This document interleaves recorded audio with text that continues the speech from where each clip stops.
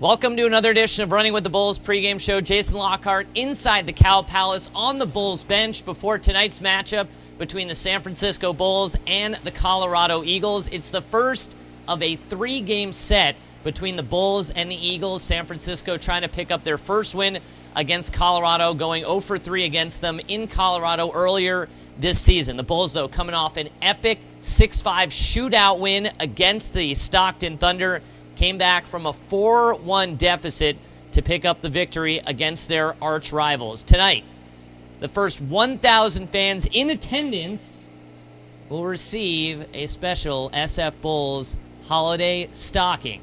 And we encourage you to bring in some small candy items and other trinkets to place into the players' stockings that we will have out there.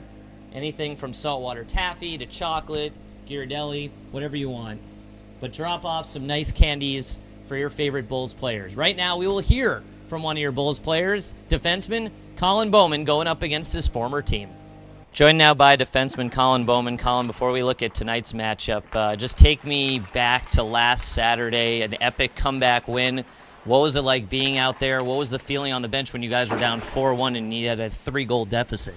Yeah, it was frustrating for us. I think it showed us a lot of heart that we were able to kind of regroup after the second period in the locker room and come back out and put on the performance we did in the third. That's a tough task, and we were pretty happy to come out with a win.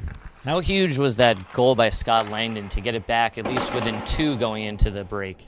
Yeah, I mean, at the time it's tough to realize how big it was, but looking back, it's obviously what get the momentum going. But at the time, it just feels like another play, but it ends up helping us come back, and that's what we need out of him.